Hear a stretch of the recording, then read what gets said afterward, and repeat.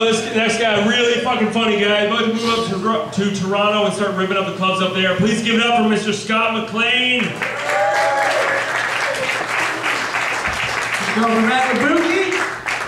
And before I start, I'd like to extend a congratulations to the one-ply toilet paper in the Beerley's washroom for winning a 3-part grudge match with my asshole. Ended in a bloody submission. Was at Walmart the other day. You know the greeter that they have at Walmart? Everyone kind of thinks he's awkward and creepy, but I'm always really nice to that guy because, like, his whole job is just to make you feel like, you know, he's there to make you feel warm and comfortable as soon as you walk into Walmart, and that is a terrible job because who wants to feel comfortable at Walmart? Feeling uncomfortable is part of the whole experience, you know? It's not every day you walk into a store and your sales clerk is a overweight, deadbeat, middle-aged woman with a mustache who thinks if she doesn't shave it, then maybe nobody will notice. And you gotta sit there trying not to stare at the thing while holding back this look of shock and awe while you're thinking, how the fuck did she think I was gonna let this shit slide? I mean, you obviously have a mustache, and now I'm going through some moral dilemma trying to figure out if I should tell her about it or just stand by and do nothing while this woman's dignity is raped by her ignorant lack of personal hygiene. You ever get that? You see a woman and you want to tell her to shave, but you just don't know if you should because maybe she's retarded and just doesn't know any better? You know, you start making interpretive hand gestures trying to get the point across, like aisle 6, okay, you know, like she's got food on the side of her mouth or something like that. Just putting it into small talk, little tips, you know, like, oh, you got a cold? Yeah, I find the best cure for a cold is by rubbing a razor blade down my upper lip. It's just, you know, and you don't know if she's giving you an awkward look because she knows what you're talking about, or if she's just checking out the clock trying to figure out when her next smoke break is with her lazy eye. And it's not even a lazy eye. That eye has just given up. It said, fuck this system, I'm going over here. And that's what Walmart is.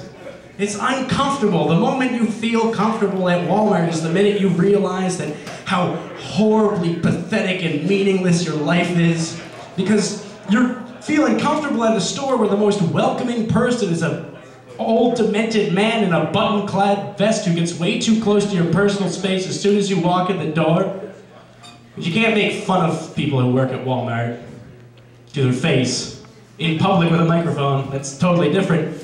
But it's just, you know, they work at Walmart. I think they know. Making fun of someone that works at Walmart is like telling me that smoking is bad. I get it, okay? I get winded tying my shoes. I don't have to hear it, so fuck the juice. Gotta laugh, didn't it? Real left field. So anyways, we'll go on to something. Tsunami jokes? Come on. So, I went to my buddy's place the other day. He had a plate of nachos, and I was like, damn, good timing. So I went in, and he was like, hey man, he was like, watch out, those are really hot. And I was like, yeah, fuck you, man, you just want the cheese. So I grabbed one, and yeah, they were really fucking hot. And I did the sensible thing and went, ah, shit, and stuck it in my mouth. And it's burning, and I can't spit it out, because then I'll be a rude asshole, so I gotta sit there for the next 5 minutes chewing on the thing like I got cerebral palsy, like,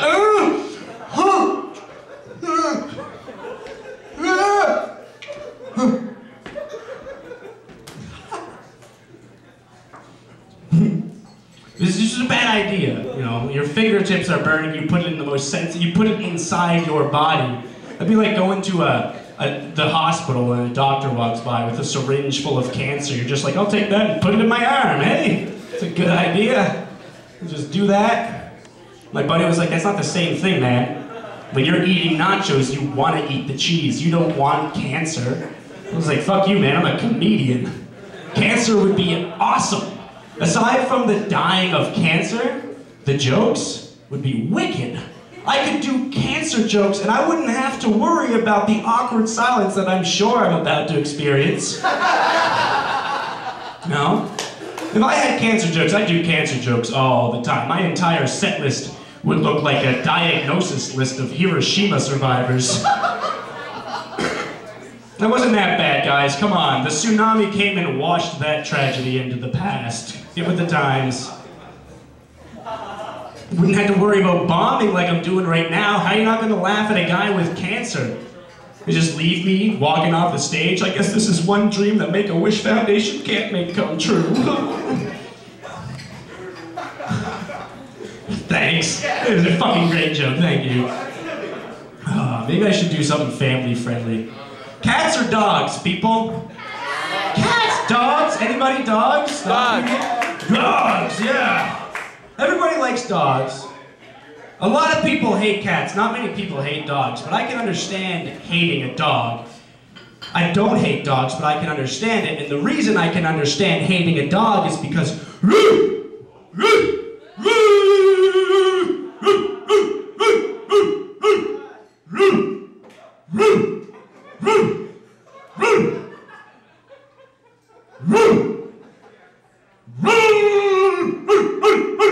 and that's really annoying. And cats don't do that.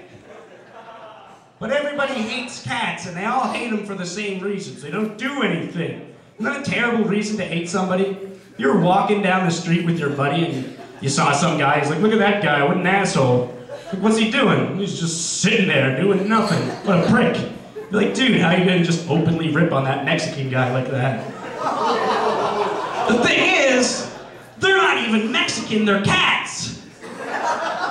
Now, I'm not saying that Mexicans aren't as cute and lovable as cats. I guess that's kind of true. Not because they're Mexican, but because they're cats. And cats are cuter than Mexicans. I know that sounds kind of racist, but can you even argue that? Close your eyes and picture a cat next to a Mexican, like two mugshots. Who are you gonna let inside the house? Kind of a trick question, I know. What if that Mexican's wearing a tag that says housekeeping? Now you're not so sure. You got a lot of shit that needs to get done around the house. Lord knows that fucking cat ain't gonna do anything about it. Do you guys ever expect to hear this many Mexican jokes in a bit about cats? Neither did I. But everybody hates cats. I don't fucking get it. And everyone sees a cat and they think cats are like intellectual snobs, you know? That's how they see a cat. It's just an intellectual snob. But I don't think of a cat like that. I think of a cat as like a super cute gangbanger. Hard as fuck, just don't give a shit. You know? He comes up in the morning, he's like, hey, what's that you doing? What's that you doing? You reading the paper? Not anymore, bitch. Rub my belly. Yeah, rub that shit. Don't get too close. All right, that's enough. That's enough. I said, that's enough, motherfucker. That's not your shit. If you own a cat, you get it when you rub their belly. Every time you open up a can of food, they're like, all right, stick it up. This is a hold up. Put the food on the ground. Don't make me rub against your leg. Don't make me, I will rub against your leg. Yeah, put that shit on the ground. Rub my asshole. That's my bit about cats.